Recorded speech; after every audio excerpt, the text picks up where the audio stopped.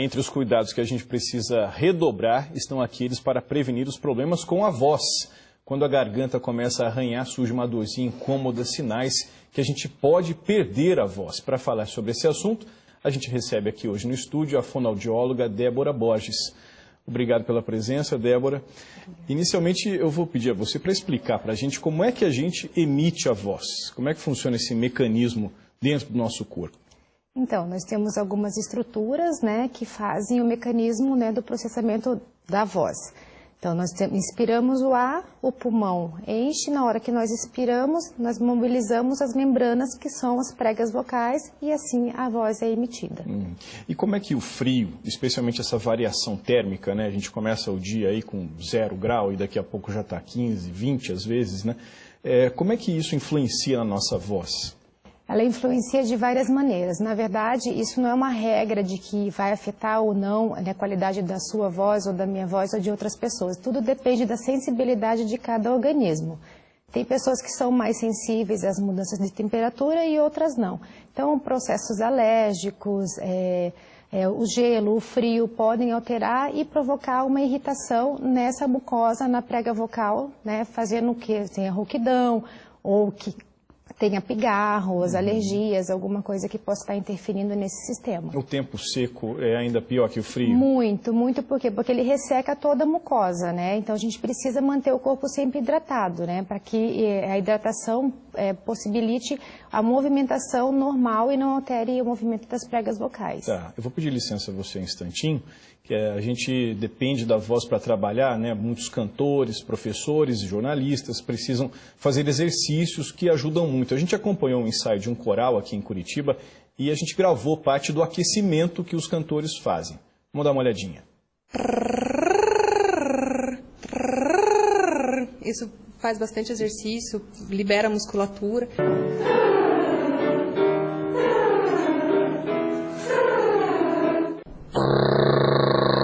Isso ajuda a vibrar minhas cordas vocais.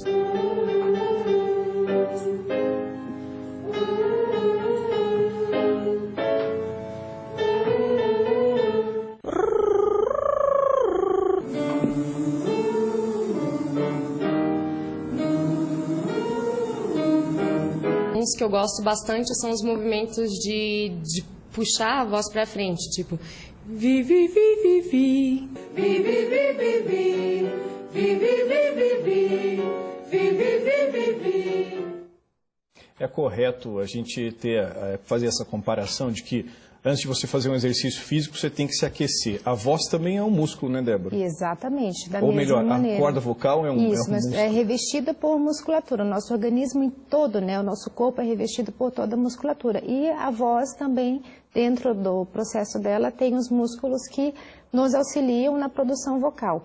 Como você, cantores, outras pessoas que também trabalham com voz, necessitam do aquecimento e desaquecimento, como eles mostraram no vídeo. Um aquecimento mal feito, ele pode prejudicar a voz? Pode interferir na voz, porque elas são membranas muito fininhas, né? E elas precisam desse movimento de vibração para que o som saia. Se você força as pregas vocais, né, com exercícios muito intensos ou com o mau uso da voz, ela pode fazer um edema, pode ter um inchaço, pode fazer uma irritação e que não vai fazer a produção da voz de forma adequada. Bom, a gente mostrou aí cantores, né? Tem o exemplo de jornalistas, tem professores, enfim, pessoas que usam a voz com mais frequência, mas em geral todo mundo precisa da voz, né? Exatamente. Esse tipo de aquecimento pode ser feito rapidamente? Tem alguma dica que pode valer para todo mundo? Para profissionais que utilizam a voz, como cantores, jornalistas, que usam como como instrumento de trabalho, um aquecimento prolongado seria o ideal. Mas 15 minutos de treino antes de você iniciar a produção do seu trabalho já é o suficiente para aquecer as pregas vocais.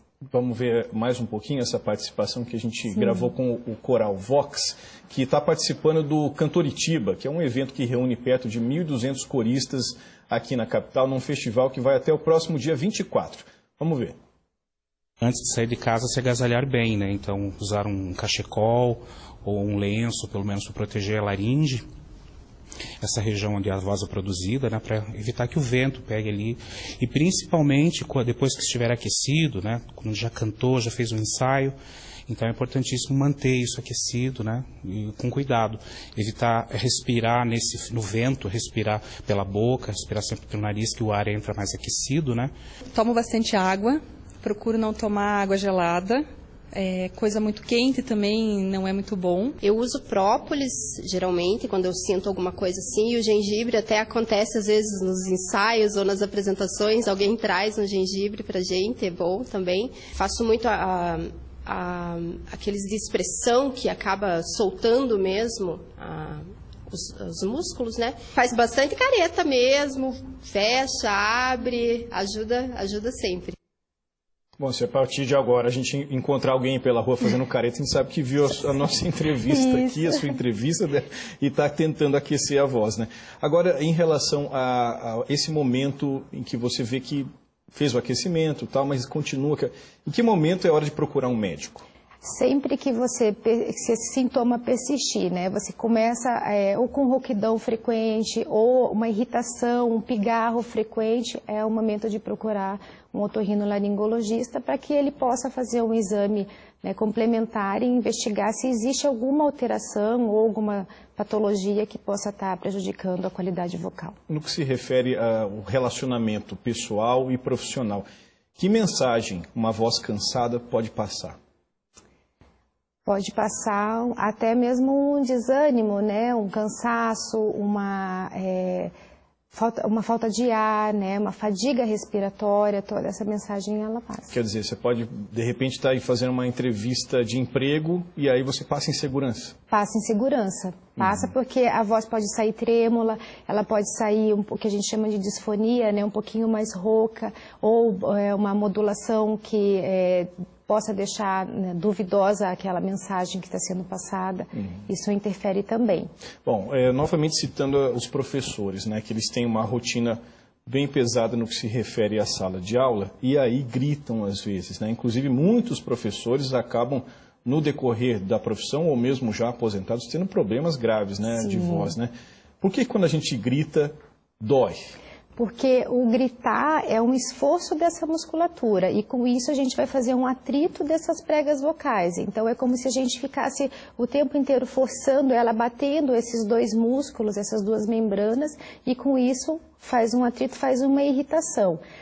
Com isso pode causar rouquidão ou até mesmo os famosos calos de pregas vocais, né, pelo atrito que está sendo feito. Toda essa força, intensidade vocal que está sendo provocada pelo grito gera essa agressão nas pregas vocais. Mesmo que não seja o grito, falar demais, também falar de maneira equivocada, vamos dizer assim, também pode ser um problema? Também é um problema. Se você não cuidar com a hidratação, como foi falada no vídeo, né? Não cuidar com a postura, com a ressonância, né? A forma como você fala, como você se posiciona para se comunicar, também pode gerar problemas. Bom, a gente viu ali, entre as dicas ali dos cantores, essa questão do gengibre, por exemplo, né?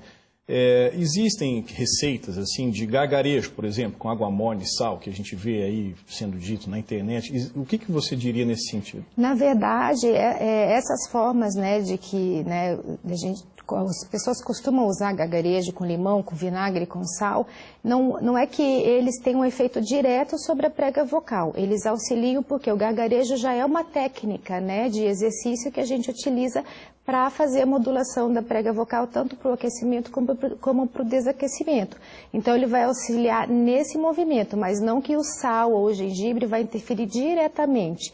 Existem alguns desses alimentos, essas substâncias que são usadas como anti-inflamatórios, que acabam ajudando, né, no processo de uma possível gripe, resfriado, alguma coisa nesse sentido. Tá certo. Para a gente encerrar, é sempre bom lembrar, né, Débora?